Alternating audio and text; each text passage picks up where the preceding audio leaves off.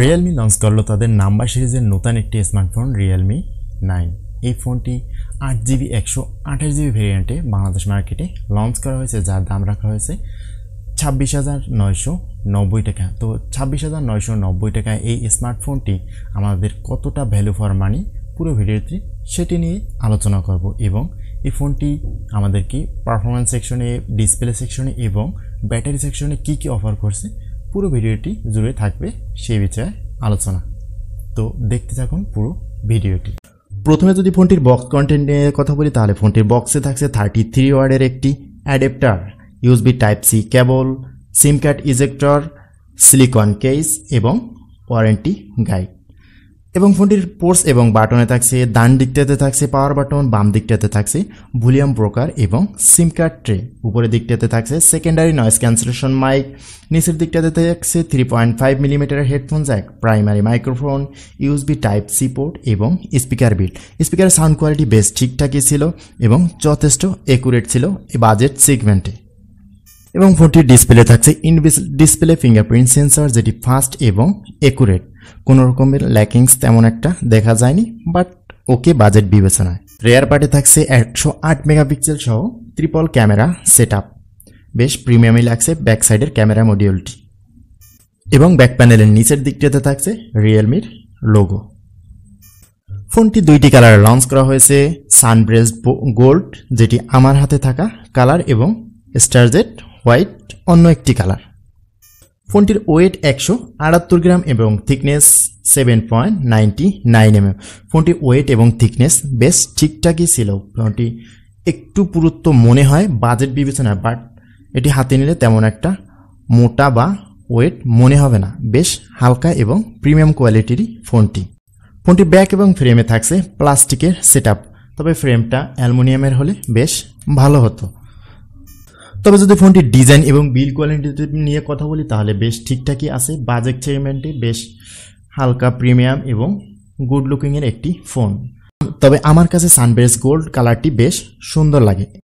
এরপরে যদি ফোনটির ডিসপ্লে নিয়ে কথা বলি, তাহলে ফোনটির ডিসপ্লে থাকছে 6.4 ইঞ্চি ফুল এইচডি প্লাস 1080x2400 পিক্সেলের সুপার অ্যামোলেড পাঞ্চুয়াল ডিসপ্লে, যাটিতে থাকছে 90 হার্জের রিফ্রেশ রেট। তবে এখানে আমরা হাই রিফ্রেশ হিসেবে 120 হার্জের রিফ্রেশ রেটটা আশা করতে পারি বাজেট বিবেচনায়।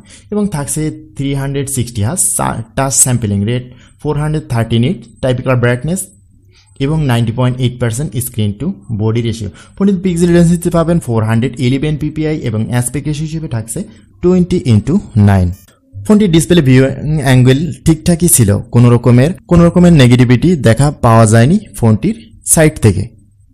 তবে ফোনটির চিন বা বেজেল বেশ ঠিকঠাকই ছিল, সাইড বেজেল এবং লোয়ার বেজেলটা একটু মোটা মনে হয়েছে, তবে এইটা যদি আরেকটু ন্যারো হতো বেশ সুন্দর এবং প্রিমিয়াম লাগতো ফোনটির ডিসপ্লে সেকশন। তাছাড়া ফোনটির ডিসপ্লের কালার একুরেসি বেশ ঠিকঠাকই ছিল, বেশ কালারফুল একটি ডিসপ্লে এই ফোনটিতে প্রোভাইড করা হয়েছে। ফোনটিতে ইনডোরে আউটডোরে ইউজ করতে কোনো রকমের প্যারা ফিল করতে হবে না, কারণ বেশ ব্রাইটফুল একটি ফোন। এছাড়াও ফোনটিতে ব্যবহার করা হয়েছে কর্নিং গরিলা গ্লাসের 5 প্রোটেকশন। ডিসপ্লে সবকিছু আমার কাছে ঠিকঠাক মনে হয়েছে। Colour brightness, indoor outdoor using এর যে ব্রাইটনেস বেশ ঠিকঠাকই ভালো লাগছে আমার কাছে এই ফোনটির ডিসপ্লে। এরপরে যদি ফোনটির ক্যামেরা সেকশনে আসি, ফোনটির ক্যামেরায় ব্যবহার করা হয়েছে 108 মেগাপিক্সেলের মেইন ক্যামেরা, যাতে সেন্সর হিসেবে থাকছে সোনি HM6 এর সেন্সর, এবং সাথে থাকছে 8 মেগাপিক্সেলের 120 ডিগ্রি আল্ট্রা ওয়াইড এবং 2 মেগাপিক্সেলের ম্যাক্রো লেন্স। এই ফোনটির ক্যামেরা দিয়ে আপনি মোটামুটি বেশ ঠিকঠাকই ছবি তুলতে পারবেন, বেশ ভালো এবং কোয়ালিটিফুলি ছবি তুলতে পারবেন, সোশ্যাল মিডিয়া আপলোড করা বা বেশ সুন্দর ছবি তুলতে পারবেন এই ফোনটির মাধ্যমে। পোর্ট্রেট মোড, নাইট মোড, বেশ সুন্দর কোয়ালিটিফুল ছবি দেবে আপনাকে এই ফোনটিতে। এছাড়া ফোনটি দিয়ে ভিডিও রেকর্ড করতে পারবেন 1080p 30 fps রেজুলেশনে, তবে এখানে আমরা 4K রেজুলেশনটা অবশ্যই মিস করব এবং থাকছে না কোনো iOS এর সিস্টেম।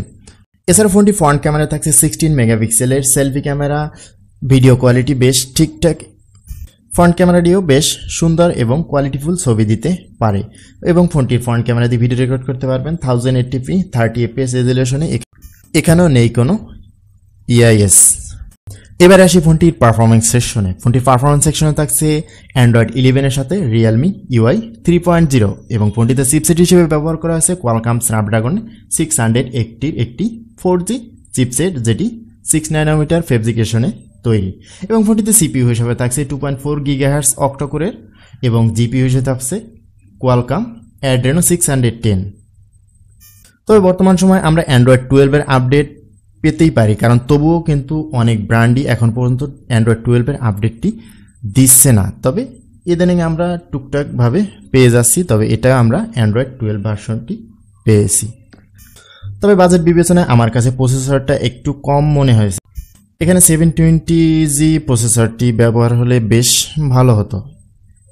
এবং ফোনটিতে র্যাম টাইপ থাকছে LPDDR4X এবং স্টোরেজ টাইপ থাকছে UFS 2.2। এখানেও কিছুটা আপগ্রেডের প্রয়োজন ছিল আমি মনে করি। তবে আমার কাছে পারফরমেন্স সেকশনটা একটু নড়বড়ে মনে হয়েছে। এখানে যদি আরও কিছু ভালো বেটার কিছু অফার করতে পারতো তাহলে আমার কাছে আরও একটু বেটার মনে হতো ফোনটি পারফরমেন্স সেকশনের দিক থেকে। এছাড়াও ফোনটি নেটওয়ার্ক কানেক্টিভিটি বেশ ঠিকঠাকই ছিল, ওয়াইফাই কানেকশন, ব্লুটুথ কানেকশন এবং থাকছে NFC সাপোর্টেড। এবারে আসি ফোনটির ব্যাটারি সেকশনে। ফোনটিতে ব্যবহার করা হয়েছে 5000 mAh একটি ব্যাটারি। বেশ স্লিম এবং লাইট ওয়েট ফোনটিতে 5000 mAh ব্যাটারি পাওয়াটা আমার কাছে বেশ বেটারই মনে হয়েছে। এবং থাকছে 33 ওয়াটের ফাস্ট চার্জিং। আপনি এই ফোনটি দিয়ে বেশ অনায়াসে একদিন গেমিং বলেন এবং বেশ ভারী পারফরমেন্স বলেন, তারপর আপনি অনায়াসে একদিন ইউজ করতে পারবেন ফোনটি এবং খুব দ্রুত চার্জ করতে পারবেন এই ফোনটি। আপনার তেমন কোনো প্যারা খেতে হবে না পুরো দিনটাতে চার্জ নিয়ে। এবং 33 ওয়াটের ফাস্ট চার্জার দিয়ে আপনি 70 থেকে 72 মিনিটের মধ্যে ফোনটিকে ফুল চার্জ করতে পারবেন। তবে 33 ওয়াটের থেকে আর একটু যদি বেটার হতো তাহলে তো আমরা আরও খুশি হতাম। তো সবশেষ এটাই বলবো যে বাজেট বিবেচনায় ফোনটি আমার কাছে সব দিকটাই বেশ মোটামুটি ঠিকঠাক লাগছিল, বাট পারফরমেন্স সেকশনে আর একটু উন্নত হলে আমার কাছে বেটার মনে হতো এই ফোনটি। বাজেট সেগমেন্টে বেশ সব কিছুই ঠিকঠাকই ছিল রিয়েলমি 9 এই ফোনটি। তো 26,990 টাকা এই স্মার্টফোনটি আমাদেরকে যা অফার করছে সেটা কতটুকু ভ্যালু ফর মানি অবশ্যই সেটি কমেন্ট করে জানাবেন। ভিডিওটি যদি ভালো লাগে অবশ্যই একটি লাইক দেবেন এবং চ্যানেলটিকে সাবস্ক্রাইব করে পাশে থাকবেন। আল্লাহ হাফেজ।